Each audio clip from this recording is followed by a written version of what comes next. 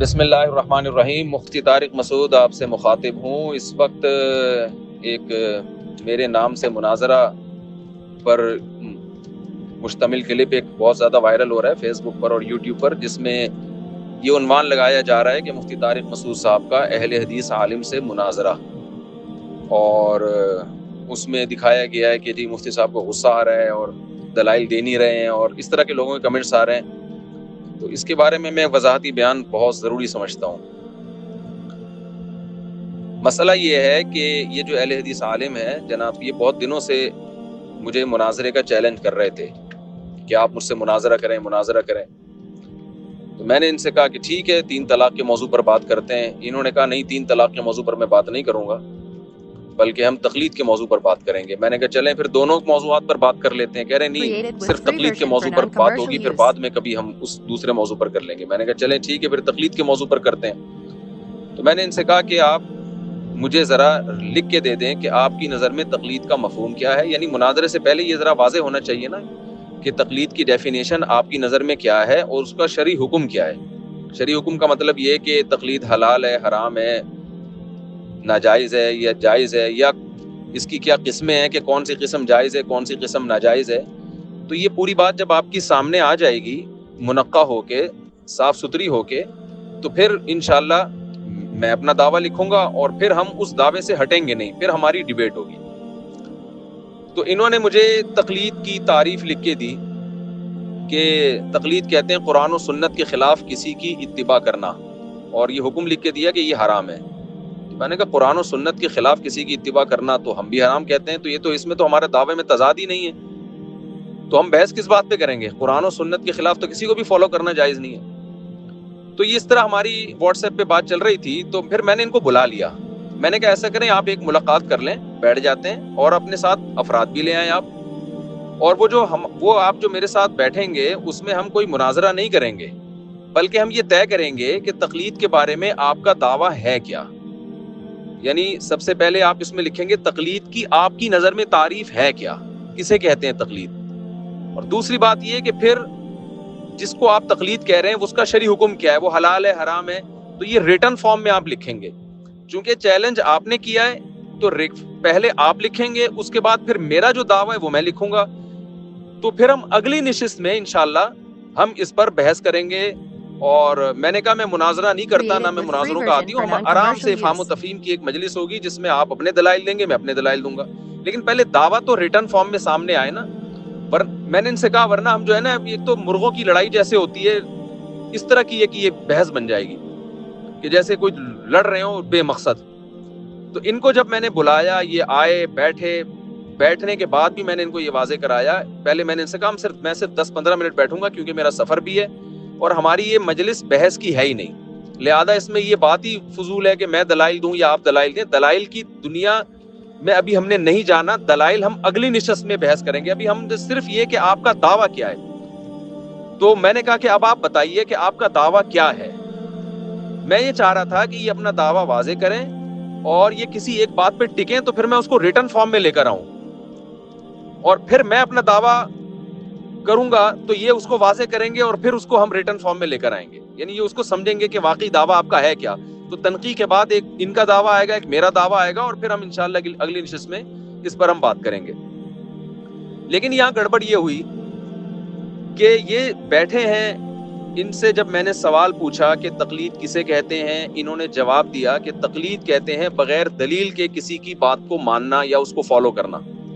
حالانکہ یہ تقلید کی ڈیفینیشن غلط، میری نظر میں یہ ڈیفینیشن غلط کی تھی، لیکن میں اس بحث میں نہیں پڑھنا چاہ رہا تھا کہ یہ ڈیفینیشن صحیح ہے یا غلط ہے۔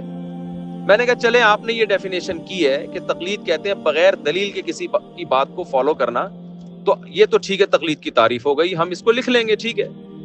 اب یہ بتائیے کہ اس کا حکم کیا ہے، یہ عمل شرعن جائز ہے یا ناجائز؟ انہوں نے کہا کہ ناجائز ہے۔ میں نے کہا ہر ایک کے لیے اور کسی کی بھی تقلید کی جائے ناجائز ہے؟ انہوں نے کہا جی ہاں ناجائز ہے۔ میں نے کہا اگر کوئی تابعی صحابی کی تقلید کرتا ہے وہ بھی ناجائز؟ انہوں نے کہا وہ بھی ناجائز۔ تو میرا مقصد ان کو نیچا دکھانا نہیں تھا، میں صرف ان کے دعوے کو سمجھنے کے لیے میں نے ان سے سوال پوچھا کہ یہ تو حدیث کی کتابوں میں بہت سے ایسے تابعی ہیں جنہوں نے صحابی سے مسئلہ پوچھا، صحابی نے بغیر دلیل کے جواب دیا، تابعی نے بھی دلیل ان سے نہیں پوچھی اور اس پر عمل کر لیا، جبکہ آپ کہہ رہے ہیں کہ یہ حرام ہے، تو کیا یہ تابعین نے صحابی سے جو مسئلہ پوچھا اور محض اعتماد کی بنیاد پہ، اور صحابی نے جواب بھی دے دیا اور صحابی نے دلیل بھی پیش نہیں کی، تو کیا یہ ناجائز عمل ہوا؟ میرا مقصد ان کو نیچا دکھانا نہیں تھا، میرا مقصد نہ یہ تھا کہ میں مناظرہ کر رہا ہوں، میرا مقصد تھا کہ میں چاہتا ہوں کہ آپ کی نظر میں کیا یہ عمل بھی تقلید ہے یا نہیں؟ تو یا تو آپ یہ بتائیں کہ یہ تقلید نہیں ہے، تو پھر ہم تقلید کی ڈیفینیشن کو چینج کریں گے، یا آپ یہ بتائیں کہ واقعی یہ بھی تقلید ہے، تو پھر میں یہ سوال کروں گا پھر آپ اس کو حرام کیوں کہہ رہے ہیں؟ تو صحابی نے بھی کیا ہے، تاکہ میرے سامنے بات آئے کہ آپ کہنا کیا چاہ رہے ہیں، آپ کا دعویٰ کیا ہے۔ میرا اس پورے پروسیس میں مقصد نہ ان کو رسوا کرنا، نہ ذلیل کرنا، نہ ان کو ہرانا، نہ خود جیتنا نہ خود ہارنا، نہ ان کو جتانا نہ ان کو ہرانا، اس لیے کہ جیت اور ہار تو جب بحث شروع ہوگی پھر ہوگی نا۔ ابھی یعنی اس کو میں یوں مثال دیتا ہوں کہ ایک میچ شروع ہوا ہی نہیں ہے اور آپ اس میں جیت اور ہار کے فیصلے کرنا شروع کر دو، اس میں مقابلہ کرنا شروع کر دو، یہ تو بے وقوفی کی بات ہے۔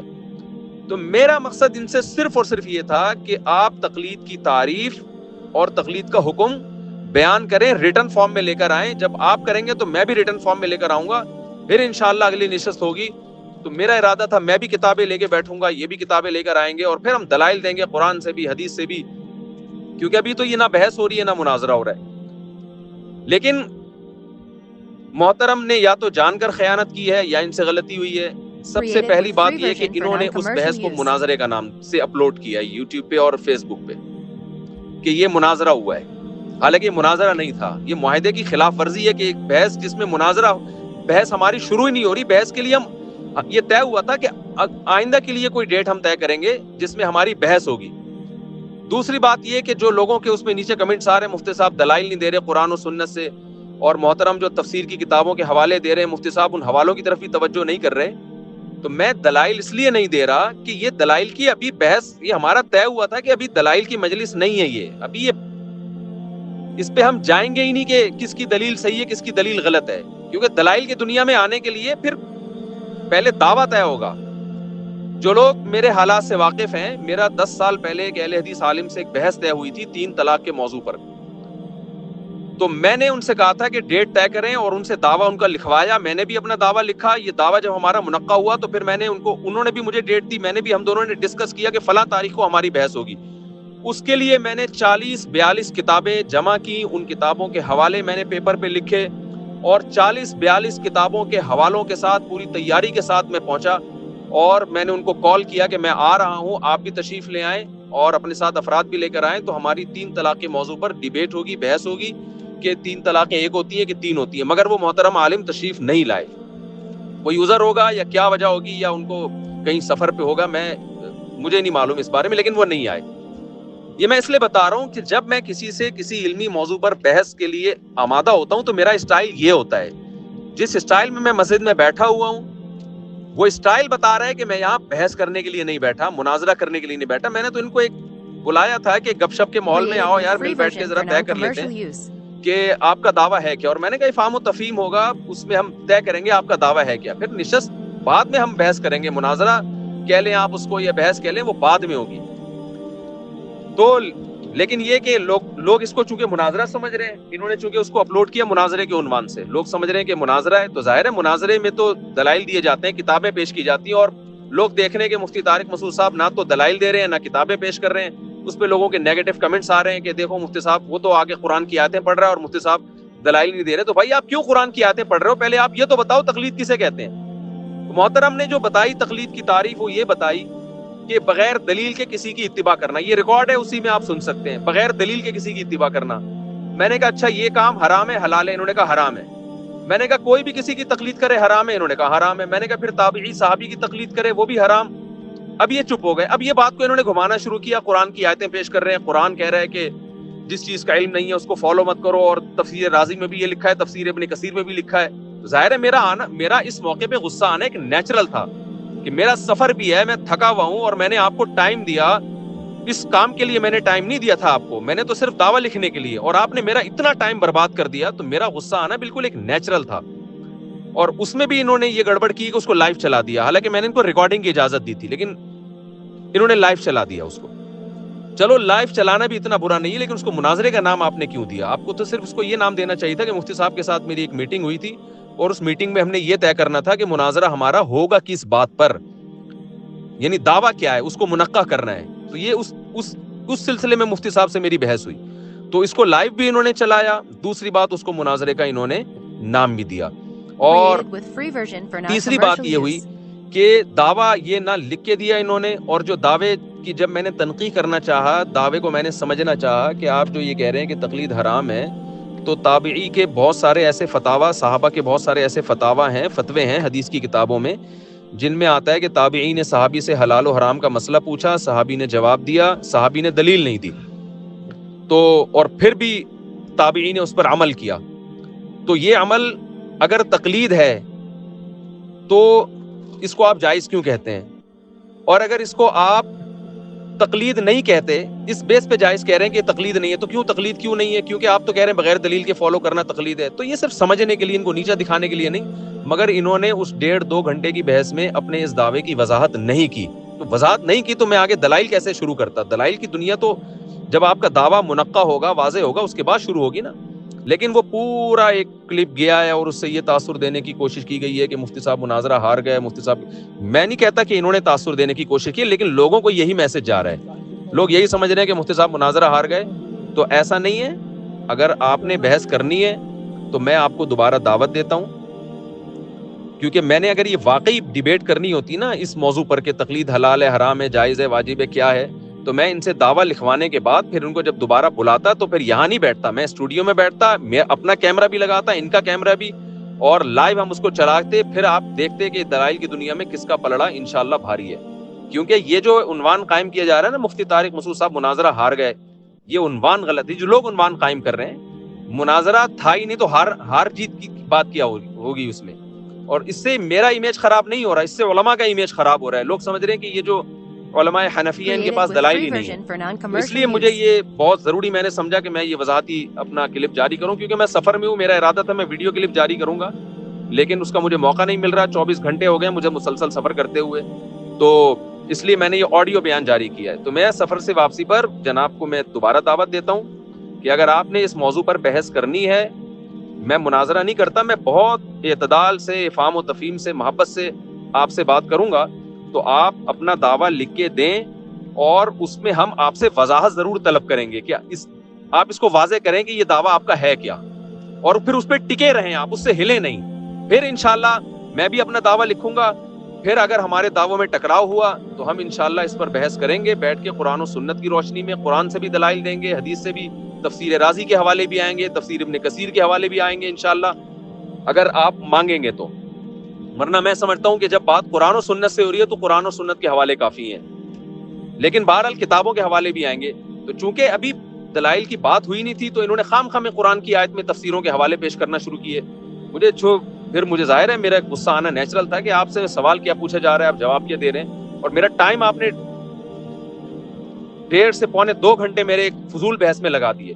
تو اس غصے میں میرے زبان سے نازیبہ الفاظ بھی نکلے, اور اس پر میں نے ان سے معذرت بھی کی, اور وہ الفاظ میری زبان سے جو نکلے مجھے بھی احساس ہوا کہ یہ نہیں مجھے نکالنے چاہیے تھا, مجھے غصہ نہیں کرنا چاہیے تھا. لیکن میں سمجھتا ہوں اس غصے کے لانے کے جہاں میری غلطی ہے, لیکن اس غصے کے کا سبب بہرحال یہ محترم بنے ہیں, کیونکہ ان سے جو بات طے ہوئی تھی یہ اس بات پہ ٹکے نہیں, اور انہوں نے اس کو مناظرے کی طرف لے جانے کی کوشش کی ہے. ہمارے بعض حضرات کو اس پر بھی اشکال ہوا ہے کہ شاید وہ یہ سمجھیں کہ میں حضرت مولانا امین اوکاڑوی صاحب کی شان میں نے گستاخی کی ہے. تو یہ بھی میں وضاحت کر دوں, مولانا امین اوکاڑوی صاحب بہت بڑے یعنی عالم تھے, صاحب علم تھے. میں نے صرف ان کے بارے میں یہ کہا ہے کہ وہ مفتی نہیں تھے. محقق نہیں تھے کا مطلب بھی یہ کہ مفتی, لیکن وہی بات ہے نا کہ یہ انہوں نے لائیو کر دیا, تو یہ سب چیزیں ریکارڈ ہوتی ہیں تو انسان ایک ایک لفظ سوچ سمجھ کے سنبھال کے بولتا ہے. تو وہ جلدی میں نے ان کو کہہ دیا کہ محقق نہیں تھے, مفتی نہیں تھے. تو لوگ سمجھ رہے ہیں کہ مفتی صاحب ان کو مانتے ہی نہیں ہیں, ان کی گستاخی کر رہے ہیں. تو ایسا نہیں ہے, مفتی نہیں تھے, لیکن بہرحال ان کی ایک علمی خدمات ہیں, اور ہمارے بزرگوں میں ان کا شمار ہوتا ہے, ہمارے اکابر میں ان کا شمار ہوتا ہے. میں اپنے بڑوں کی, اکابر کی گستاخی کا کبھی سوچ بھی نہیں سکتا. لیکن بات یہی ہے کہ ایک چیز ریکارڈ ہوتی ہے, وہ سنی جاتی ہے, اس میں دیکھا جاتا ہے کہ کون سے الفاظ جذبات میں نکلے ہیں, کون سے الفاظ ایسے ہیں کہ جن میں بات ٹھیک ہے لیکن الفاظ نامناسب ہیں. تو یہ جو ہے وہ یہ بھی ایک میں سمجھتا ہوں کہ لائیو جانے کی وجہ سے غلط فہمی ہوئی ہے. مولانا امین اوکاڑوی صاحب کا تہہ دل سے میں اکرام کرتا ہوں, اللہ تعالیٰ ان کی مغفرت فرمائے, یعنی احترام کرتا ہوں. اللہ تعالیٰ ان کی مغفرت فرمائے, ان کے درجات کو بلند فرمائے. اچھا, ایک اور بات بھی چلتے چلتے یہ بتانا ضروری ہے کہ اس بحث کے دوران جو بھی بات ہو رہی تھی اس کے دوران کسی صاحب نے یہ بھی کہا تھا, مولانا عبد الواحد قریشی صاحب ہیں, کوئی مناظر ہیں, تو ان کے حوالے سے یہ کہا تھا کہ انہوں نے مجھے کہا ہے کہ جو اہل حدیث رفع الیدین کرتے ہیں تو ان کی نماز نہیں ہوتی. تو مولانا عبد الواحد قریشی صاحب سے میرا فون پہ رابطہ ہوا, انہوں نے اس کی سختی سے نفی کی ہے. انہوں نے کہا یہ صاحب 100% غلط بیانی سے کام لے رہے ہیں, تو اس لیے ان کی طرف سے وضاحتی بیان بھی جاری کرنا میں سمجھتا ہوں کہ ضروری ہے کہ وہ اس دعوے کے منکر ہیں. وہ کہہ رہے ہیں کہ یہ غلط اس لڑکے نے کہا ہے. میں نے قطعاً یہ بات نہیں کی ہے کہ اہل حدیث اگر رفع الیدین کریں گے تو ان کی نماز ہی نہیں ہوگی. تو اب مجھے نہیں پتا کون سے یہ کون غلط ہے, لیکن میرا فرض یہ بنتا تھا کہ کیونکہ ان کے اس بحث میں یہ ان کے خلاف یہ دعویٰ آیا تھا, تو وہ اس دعوے کی بالکل نفی کر رہے ہیں کہ ایسا کچھ بھی میں نے نہیں کہا ہے. اور ان کا یہ کہنا ہے کہ جس نے میری طرف یہ نسبت کی ہے یہ 100% غلط نسبت کی ہے, پروپیگنڈا کیا جا رہا ہے میرے بارے میں. تو میں آخر میں دوبارہ یہ بات کرتا ہوں کہ یہ جو محترم اگر اس موضوع پر مجھ سے بات کرنا چاہتے ہیں تو ابھی بھی میں ان سے کہہ رہا ہوں کہ آپ اپنا دعویٰ لکھ کے دیں اور تقلید کی تعریف لکھ کے دیں اور یہ بتائیں کہ تقلید کا شرعی حکم ہے کیا.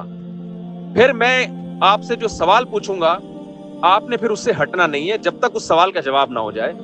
پھر انشاءاللہ ہم بیٹھیں گے, اس پر بات چیت کریں گے اور آپ سے بحث ہوگی. میں اس کے لیے تیار ہوں, اگرچہ میں مناظرے نہیں کرتا, لیکن چونکہ اب یہ چیز میں مجھے ڈال دیا انہوں نے اور امیج بہت خراب کیا جا رہا ہے علماء کا, تو میں پھر انشاءاللہ اس جو ہے نا یہ ایک بیان ریکارڈ کروا رہا ہوں کہ آپ ان کو میرے ساتھ بحث کروائیں اور یہ اپنا دعویٰ لکھ کے دیں. انشاءاللہ اس کے بعد ہم ایک چیز ریٹن فارم میں آئی نہیں ہے اور آپ جناب اس پہ قرآن و سنت سے دلائل دینا شروع کر دیں, تو یہ دنیا میں کوئی بھی عقل مند اس کی آپ کو اجازت نہیں دیتا. تو میرا خیال ہے اتنی بات کافی ہے اور خلاصہ اس کا یہی ہے کہ مناظرہ نہیں تھا. یہ جب مناظرہ نہیں تھا تو اس میں دلائل کی تو بات ہی, دلائل سے بحث کرنا ہی غلط ہے. اللہ تعالی ہم سب کو سمجھنے کی عمل کی توفیق عطا فرمائے اور ہمیں امت کی خیر خواہی کی توفیق عطا فرمائے.